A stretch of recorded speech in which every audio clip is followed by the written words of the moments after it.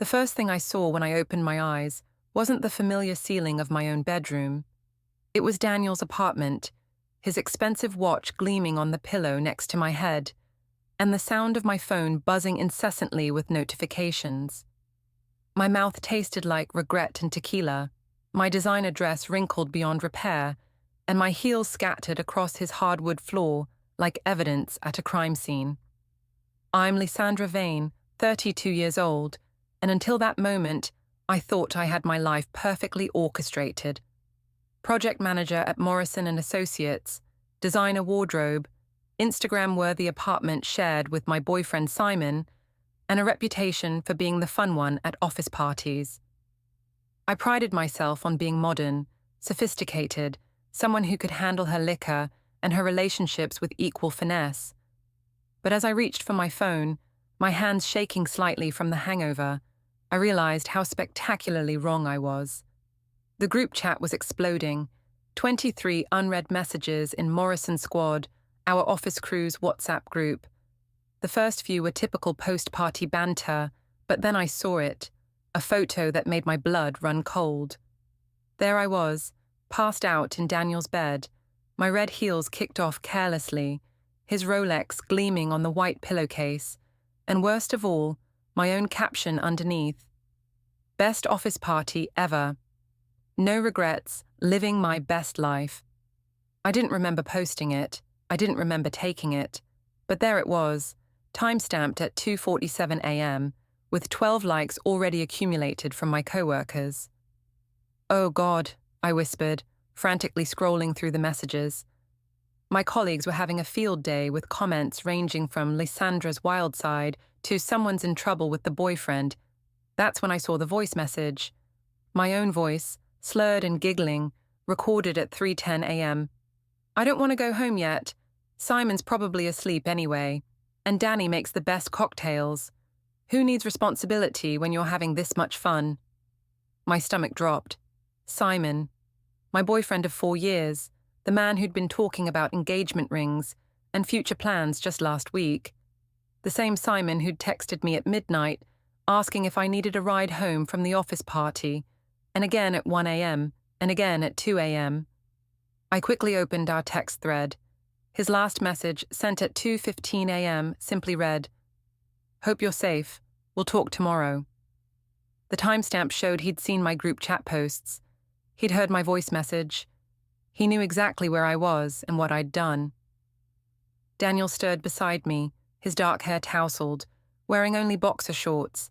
He was 29, charming in that dangerous way that made smart women do stupid things, and absolutely the worst person I could have ended up in bed with. Not just because he was my coworker, but because he was exactly the type Simon had always worried about. "Morning, gorgeous," Daniel mumbled, reaching over to touch my arm. "Last night was incredible." I jerked away from his touch, my mind racing.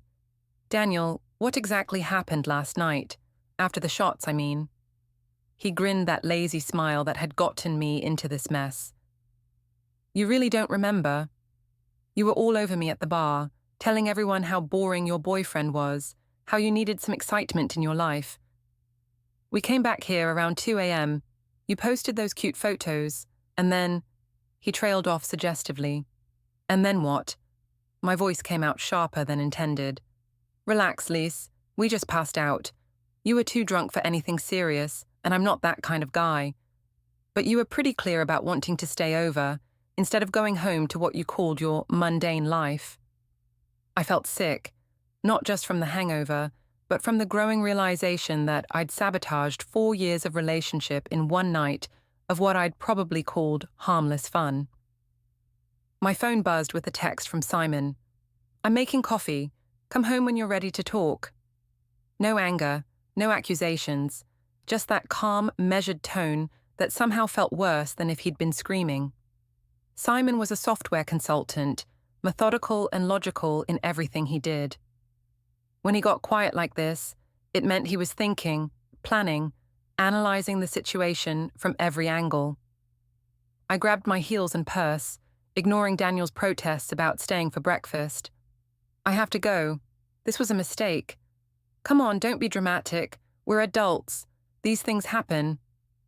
But as I called an Uber, I couldn't shake the feeling that these things were about to cost me everything I'd taken for granted. The ride home felt eternal. I tried to craft the perfect explanation, something that would minimize the damage while maintaining my dignity. It wasn't cheating. Nothing had actually happened. It was just a misunderstanding, blown out of proportion by social media and alcohol. Simon was being dramatic, like he always was when it came to my work friends. I practiced my speech in the elevator, key phrases like trust, overreaction, and nothing to worry about ready on my tongue. But when I opened the apartment door and saw Simon sitting at our kitchen table with his laptop open, my carefully rehearsed words died in my throat. He looked up at me with those steady brown eyes that had always made me feel safe, and I realized that safety was probably gone forever. "Coffee's fresh," he said quietly. "Sit down, Lys. We need to talk."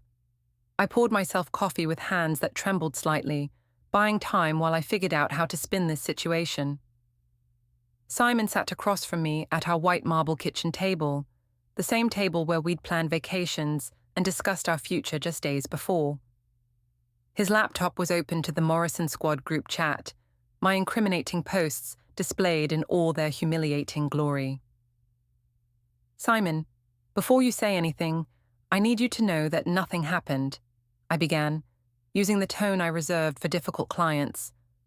"I know how it looks, but appearances can be deceiving." He didn't respond immediately. Instead, he clicked something on his laptop, and my own voice filled the kitchen. "I don't want to go home yet. Simon's probably asleep anyway, and Danny makes the best cocktails. Who needs responsibility when you're having this much fun?" The silence that followed was deafening. "That's not what I meant," I said quickly. "I was drunk, Simon. People say stupid things when they're drunk. You know I didn't mean it." "Which part didn't you mean?" His voice was eerily calm. "The part about not wanting to come home to me, or the part about not needing responsibility?" I felt my carefully constructed defense beginning to crumble, so I switched tactics. "You're taking this way too seriously. It was just a work party. I'm allowed to have fun with my colleagues without you micromanaging my every move." "Micromanaging?" For the first time, emotion crept into his voice. "Lys, I texted you 3 times asking if you needed a ride. I stayed up until 3 a.m. worried about you. When I saw those posts, I wasn't angry. I was terrified something had happened to you." I could see the hurt in his eyes, but I couldn't afford to acknowledge it. Acknowledging it would mean admitting I was wrong, and I'd built my entire identity around being the fun, spontaneous one who didn't apologize for living her life. "Look, I appreciate your concern, but I'm 32 years old. I can take care of myself. If you can't handle having a girlfriend who doesn't ask permission to socialize, maybe that says more about you than it does about me." Simon stared at me for a long moment. "Is that really what you think this is about?" "I think you're being dramatic and controlling, yes." The words came out harsher than I intended, but I doubled down. "I think you're so insecure about Daniel that you can't see past your own jealousy to realize that nothing inappropriate happened." "Nothing inappropriate?" He turned the laptop toward me again. "You're in bed with another man, Lysandra. You posted photos of it online. You told our friends and your coworkers that you didn't want to come home to me. How exactly is that appropriate?" I felt cornered, which always brought out my worst instincts. "You know what? Maybe I didn't want to come home. Maybe I'm tired of walking on eggshells around your insecurities. Maybe I wanted one night where I could just be myself without worrying about whether my boyfriend would approve." The words hung in the air between us like a blade.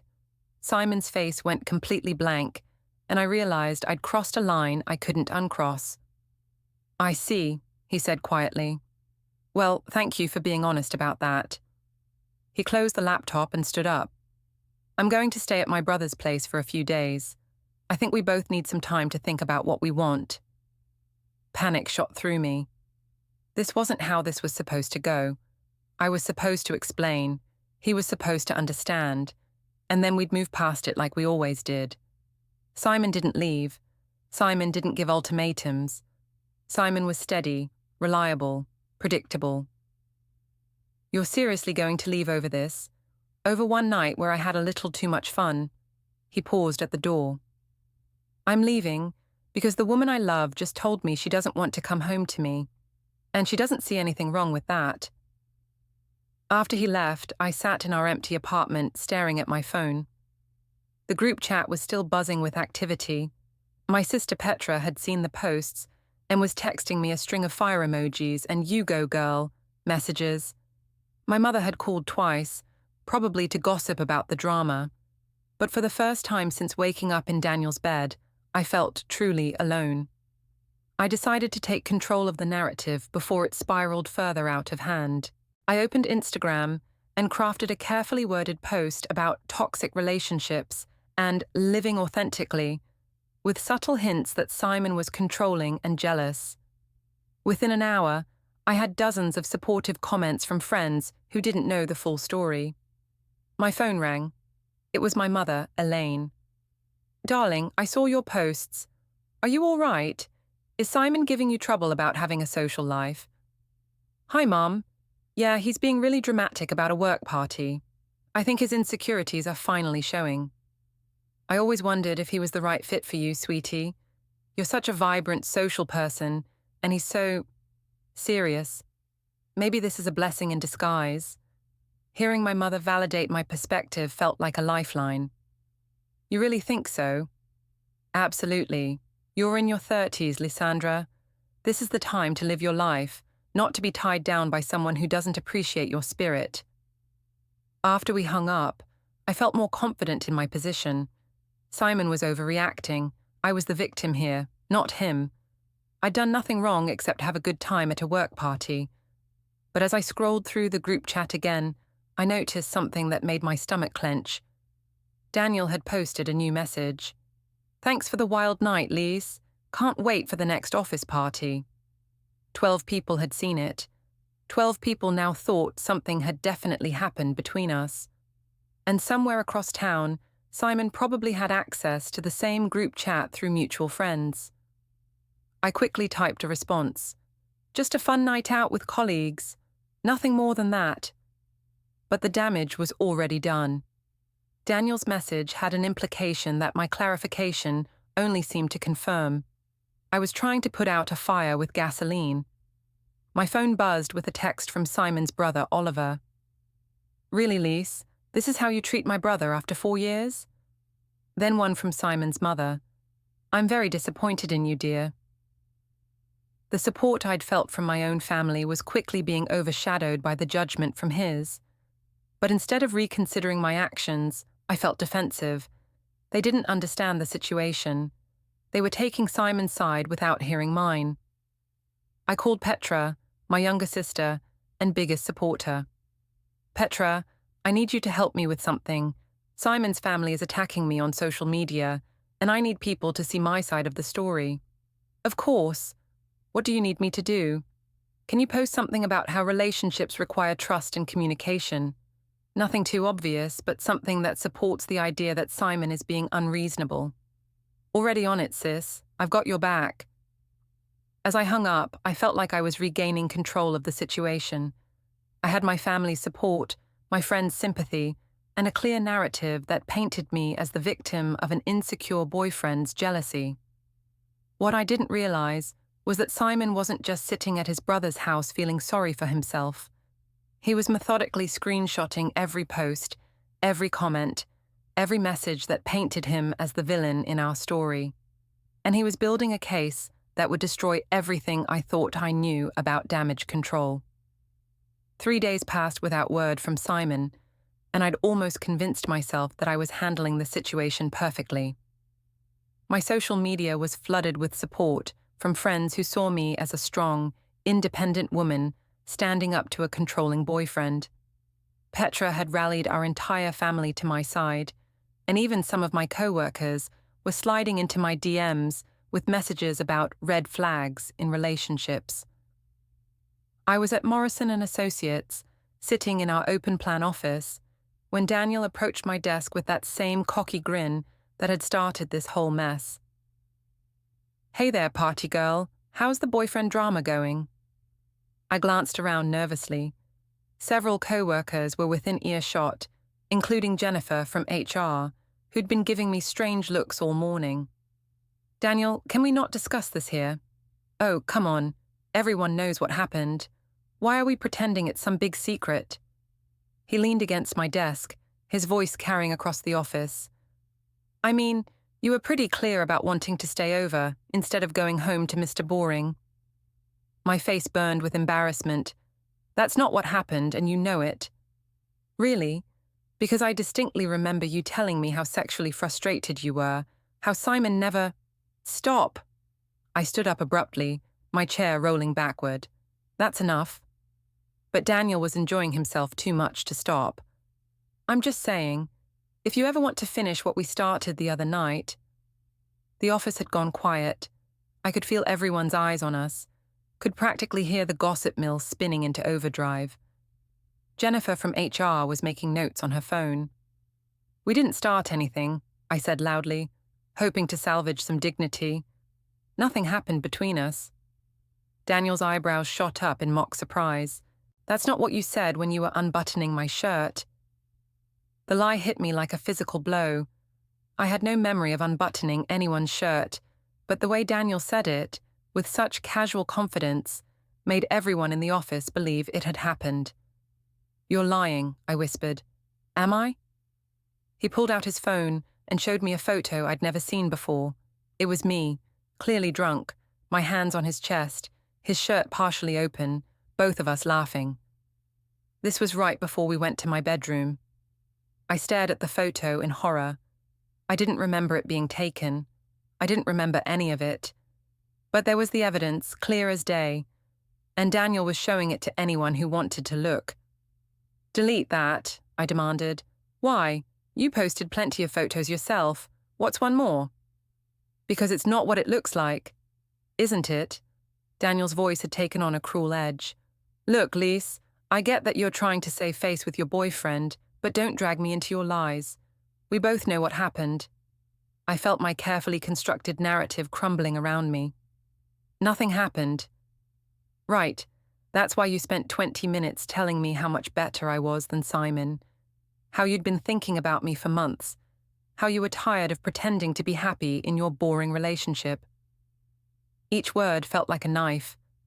Not because they were lies, though I desperately wanted them to be, but because they sounded exactly like things drunk me might have said. Jennifer from HR appeared at my elbow. Lysandra, could I see you in my office, please? The walk to HR felt like a death march. I could feel my coworkers' eyes following me, could hear the whispered conversation starting before I'd even left the floor. Sit down, Jennifer said, closing the door behind us. We need to discuss what just happened out there.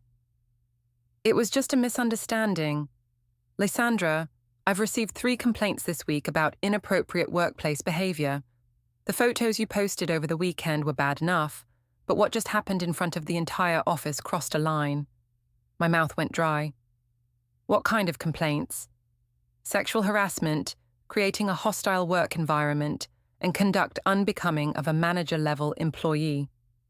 Jennifer opened a file on her desk. I have screenshots of your social media posts, witness statements about your behavior at the office party, and now I've personally observed you and Daniel having an inappropriate conversation about your personal relationship. But I was trying to shut him down. I was telling him nothing happened. After he detailed your alleged sexual encounter in front of your subordinates. Jennifer's voice was cold. Lysandra, I need to ask you directly. Did you engage in sexual activity with Daniel Harlow? The question hung in the air. I knew my answer would determine whether I kept my job, but I also knew Daniel had photos and probably witnesses that could contradict whatever I said. I don't remember everything from that night. I was very drunk. That's not a no. It's not a yes either. Jennifer made a note in her file. I'm placing you on administrative leave pending a full investigation. You'll need to gather your personal belongings and leave the premises today. The words hit me like a physical blow. You can't be serious. I'm a project manager here. I have clients, deadlines. Your clients will be reassigned. Your access to company systems has already been revoked. Jennifer stood up. I'll need your badge and laptop. I stumbled out of the HR office in a daze, my career imploding around me. As I packed my desk, I could feel my coworkers watching, whispering, judging. Daniel was nowhere to be seen, probably hiding in the break room, letting me take the full brunt of the consequences for both our actions. My phone buzzed with a text from an unknown number. Saw what happened at your office. Thought you should know your boyfriend was asking questions about you and Daniel at Murphy's bar last night. Might want to check your social media. A friend. I frantically opened Instagram, Facebook, Twitter. Everything looked normal at first, but then I noticed the comments. New ones, on posts from days ago, from people I didn't recognize. They were sharing details about my behavior at the office party, about things I'd said and done that I didn't remember. Someone had been talking, multiple someones, and they were painting a picture of a woman who'd been planning to cheat on her boyfriend for months, who'd used the office party as an excuse to finally act on her impulses. I called Petra in a panic. Something's happening. People are saying things about me online. My job is investigating me, and Simon is apparently going around asking questions about that night. Slow down, Lys. What kind of things are people saying? That I've been flirting with Daniel for months, that I planned the whole thing, that I was talking about leaving Simon before any of this happened. There was a pause. Were you? Was I what? Talking about leaving Simon, flirting with Daniel. Petra's voice was careful. Because some of the things you've said to me over the past few months, my blood ran cold. What things? About being bored in your relationship, about wondering what you were missing, about Daniel being attractive and fun compared to Simon. I had said those things, in confidence to my sister, never thinking they'd be used against me. But now I realized how they looked in context, how they supported the narrative that I'd been planning this betrayal all along. Petra, you can't tell anyone I said those things. I haven't, but Lys, if Simon's lawyer asked me directly, lawyer? My voice came out as a squeak. What lawyer? I just assumed. I mean, if you guys are breaking up and you live together, there's going to be legal stuff to figure out, right? I hung up and immediately called Simon. It went straight to voicemail. I called again. Voicemail. On the third try, Oliver answered. He doesn't want to talk to you, Lys. Oliver, please, I need to explain. Explain what? How you humiliated my brother in front of your entire social circle. How you're now trying to play the victim when everyone can see exactly what you did. It's not what it looks like. It's exactly what it looks like. And Simon's finally seeing you for who you really are. The line went dead. I sat in my car outside my office building, my entire life crumbling around me, and realized that Simon wasn't just hurt or angry. He was done, and he was making sure everyone knew exactly why. I spent the next week in a haze of anxiety and denial, watching my reputation disintegrate in real time across social media. What started as a few comments from coworkers had snowballed into a full-scale character assassination, with people I barely knew sharing stories about my inappropriate behavior and obvious affair. The worst part was that some of the stories were true, embellished and taken out of context, but true enough that I couldn't deny them outright. Yes, I had complained about Simon being boring at office happy hours. Yes, I had flirted with Daniel at company events. Yes, I had made jokes about needing more excitement in my life. But I'd never intended for any of it to go this far. I was sitting in my apartment, the apartment that still felt like ours, even though Simon hadn't been home in a week, when my mother called with news that made everything worse. Darling, I just got off the phone with your father. He says Simon's been calling around, asking questions about you. My stomach dropped. What kind of questions? About your behavior over the past few months. About things you've said about your relationship. About Daniel. Her voice was strained. Honey, what exactly happened that night? For the first time since this whole mess started, I told someone the complete truth about waking up in Daniel's bed with no memory of how I got there, about the photos I didn't remember taking, about the voice messages that sounded like me but felt like they'd been spoken by a stranger. There was a long silence after I finished. "Lysandra," my mother said slowly, "are you saying you think someone drugged you?" The possibility had been lurking in the back of my mind, but I'd been too embarrassed to voice it. "I don't know. Maybe. I've never blacked out like that before, and I didn't drink that much more than usual. Have you told Simon this? He won't take my calls. Then you need to tell someone else. The police, a lawyer, someone who can help you figure out what really happened." But even as my mother said it, I knew how it would sound. A woman caught cheating, claiming she was drugged when the evidence mounted against her. Who would believe me? I'd already lied and deflected so much that my credibility was shot. My phone buzzed with a text from Daniel. "Heard about the HR thing. Sorry it got so messy. Want to grab coffee and talk?" I stared at the message for a long time before responding. "Did you drug me that night?" The 3 dots appeared and disappeared several times before his response came. "WTF Lys, are you seriously going to try to pin this on me now?" "I don't remember anything after the shots. Nothing. That's not normal for me." "You were wasted. People black out when they drink too much. Don't try to make this into something it wasn't." "Then what was it, Daniel? What exactly happened in your apartment?" The dots appeared again, then stopped. No response came. I tried calling him, straight to voicemail. I tried again an hour later. The number had been disconnected. Panic set in. If Daniel was avoiding me, if he'd changed his number, it meant he was hiding something. But it also meant I had no way to get answers about what had really happened that night. I decided to drive to his apartment building, but when I got there, the doorman told me Daniel had moved out 2 days earlier. No forwarding address. Standing on the sidewalk outside his former building, I felt the last pieces of my defense crumbling. Daniel's sudden disappearance made me look even more guilty, like we'd been co-conspirators who'd been caught and were now turning on each other. My phone rang. It was Jennifer from HR. "Lysandra, I need you to come in tomorrow for a formal interview. The investigation has uncovered some additional information that we need to discuss with you." "What kind of information?" "I can't discuss it over the phone. Can you be here at 9 a.m.? I spent that night lying awake, running through every possible scenario. What had they found? What had Daniel told them before he disappeared? What had my coworkers said about my behavior over the past few months? The next morning, I dressed carefully in my most professional outfit and drove to the office I might never work in again. Jennifer was waiting for me in the conference room, along with 2 people I didn't recognize.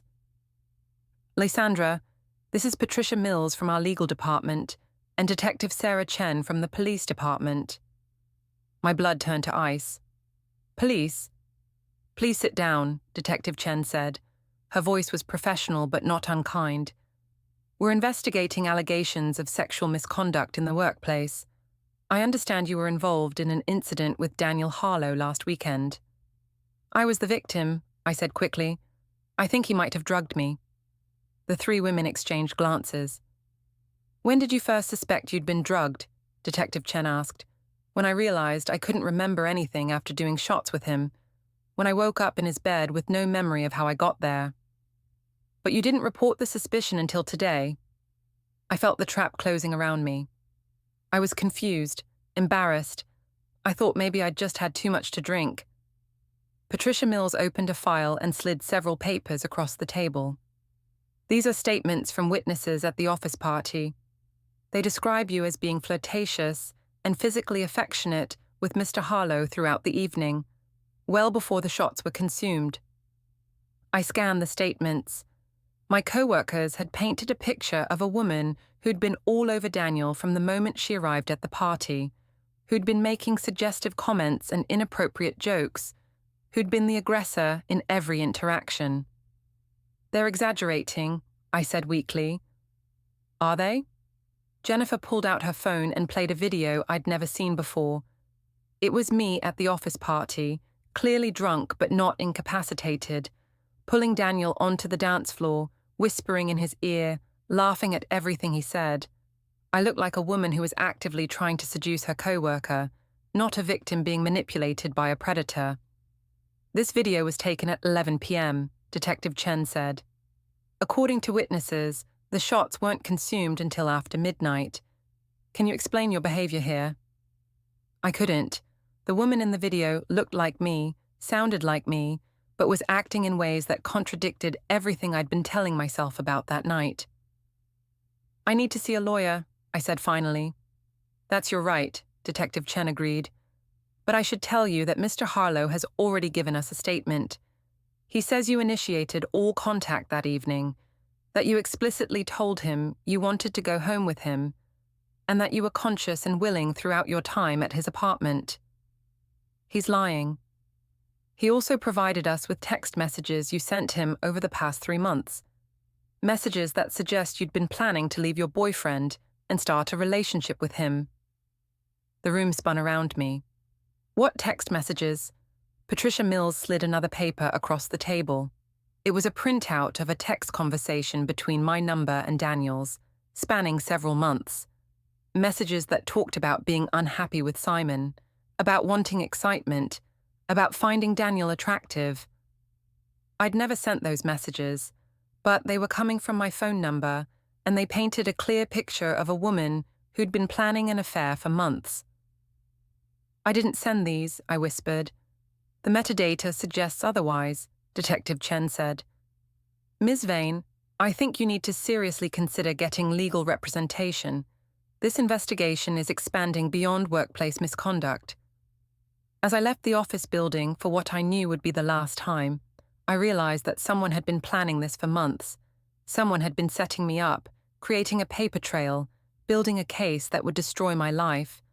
But I couldn't figure out who, or why, or how to prove it.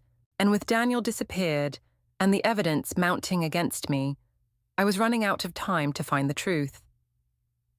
The lawyer I hired, Marcus Thompson, was brutally honest about my situation during our first meeting.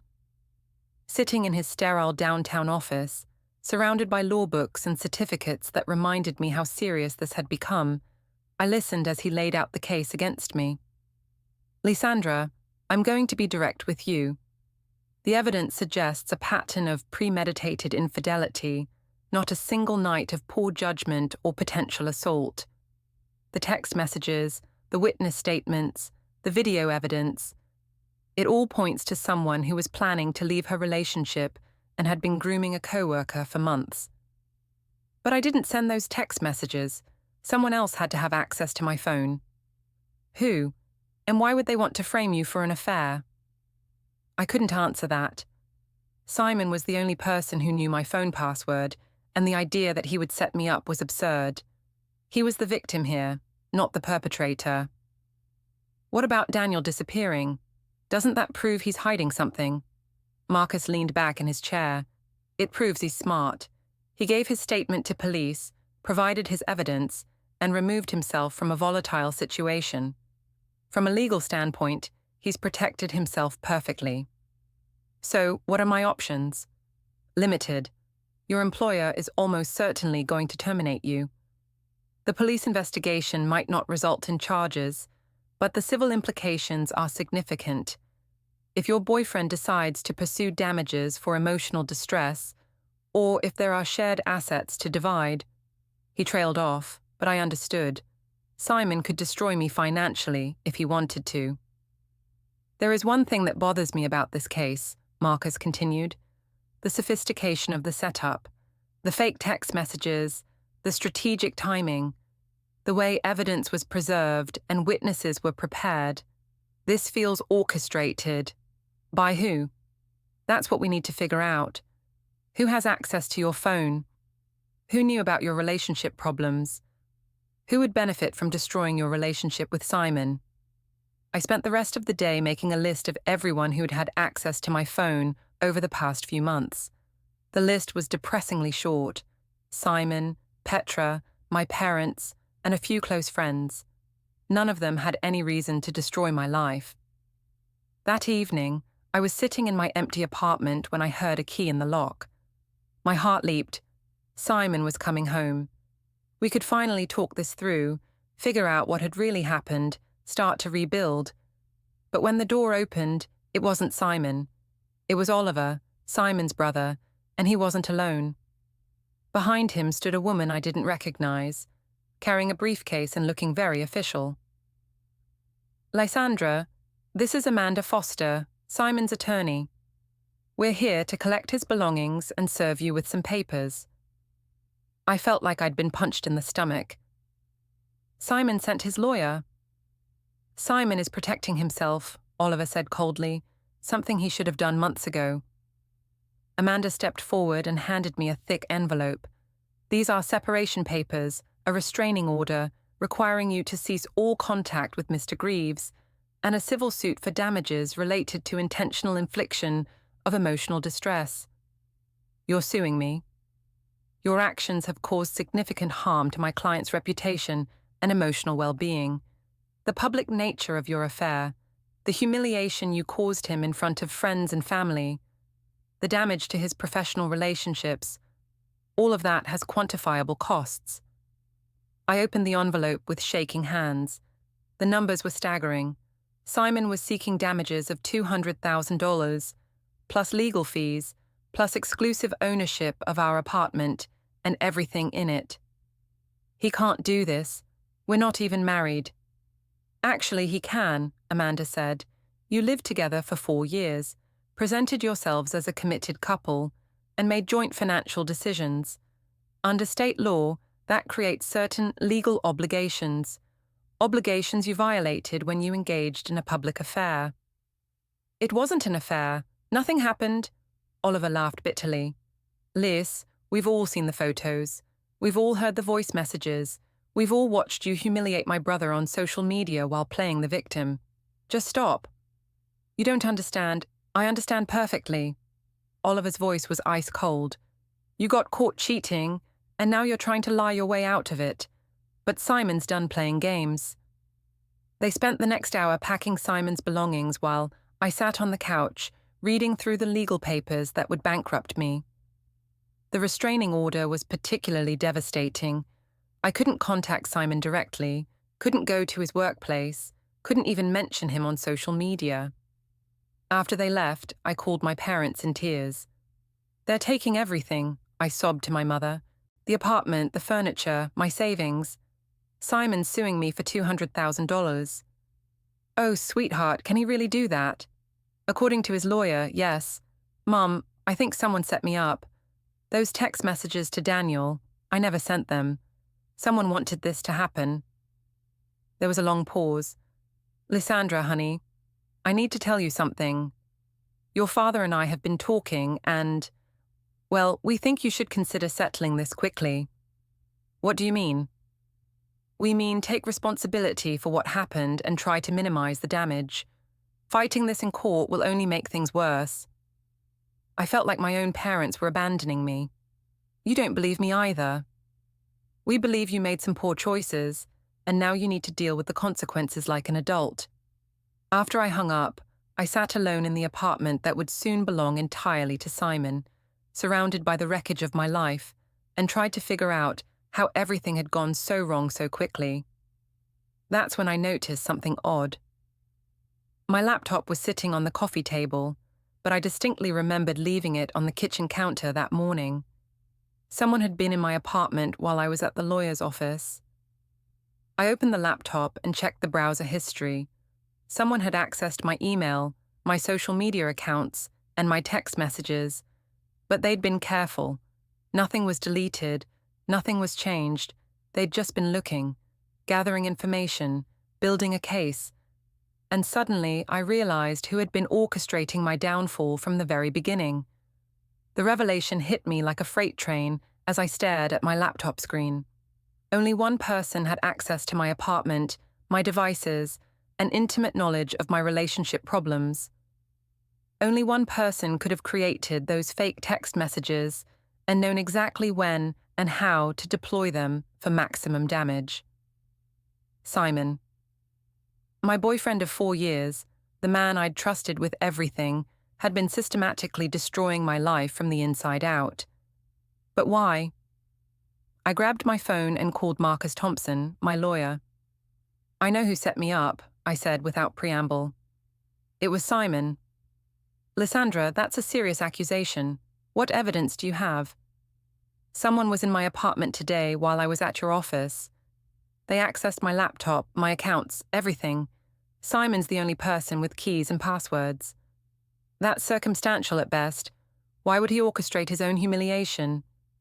"Because it's not his humiliation, it's mine. Think about it. He comes out looking like the perfect victim, the loyal boyfriend betrayed by his cheating girlfriend. I come out looking like a manipulative liar who planned an affair for months." There was a pause while Marcus considered this. "It's possible, but proving it would be nearly impossible. And it doesn't explain Daniel's involvement.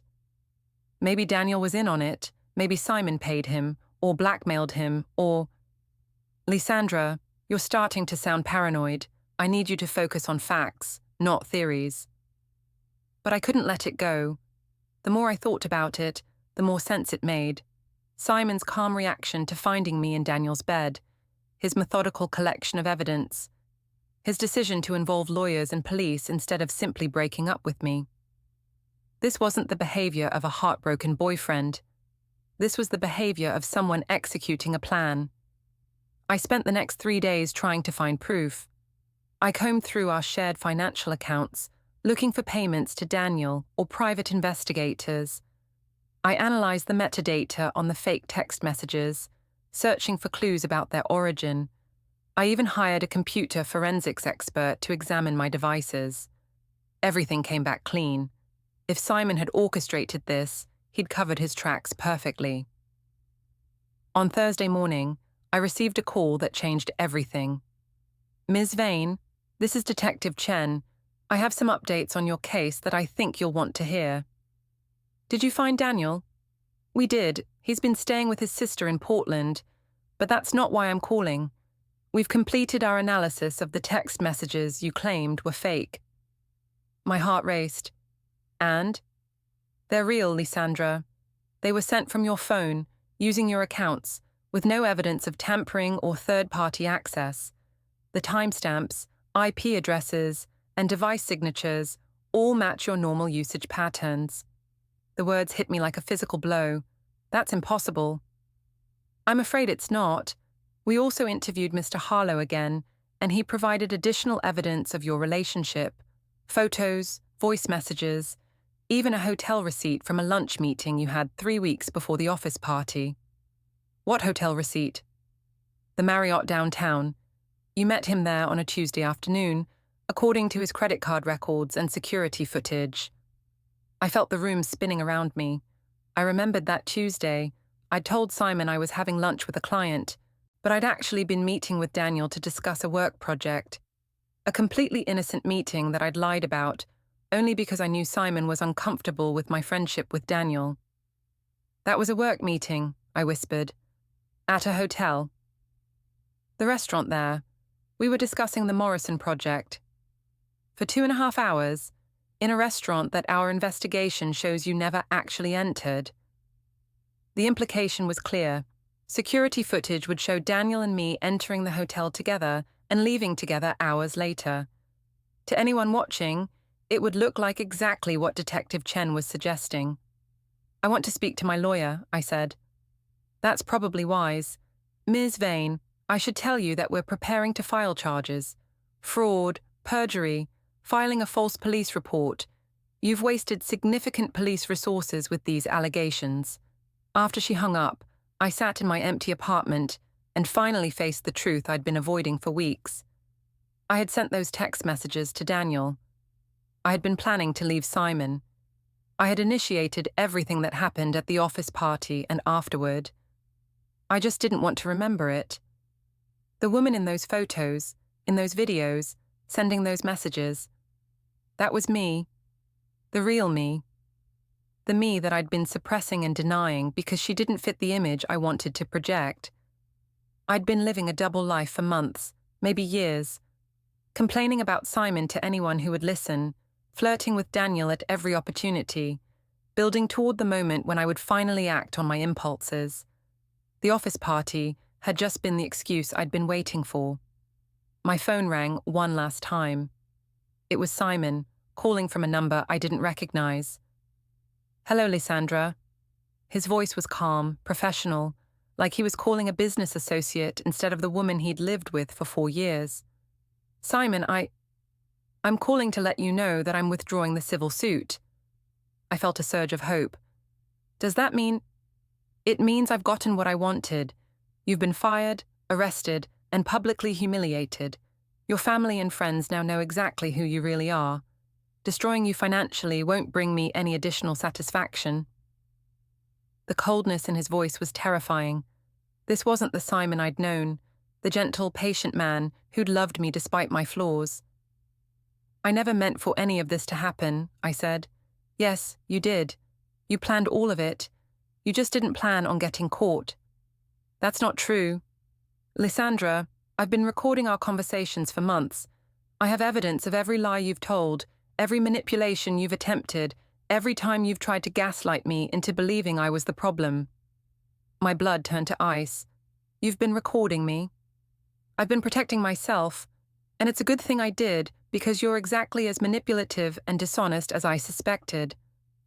"Simon, please. Goodbye, Lysandra. Lose my number." The line went dead, and I finally understood the full scope of what had happened. Simon hadn't orchestrated my downfall. He'd simply documented it. Every lie, every manipulation, every moment of gaslighting had been carefully recorded and preserved. I'd destroyed myself. Simon had just made sure everyone could see it clearly. As I sat in the ruins of my life, facing criminal charges and complete social isolation, I realized that the woman I'd been pretending to be, the victim, the misunderstood girlfriend, the target of a conspiracy, had never existed. I was exactly who everyone now knew me to be, a liar, a cheater, and a manipulator who'd finally been held accountable for her actions. And for the first time in years, that was the truth.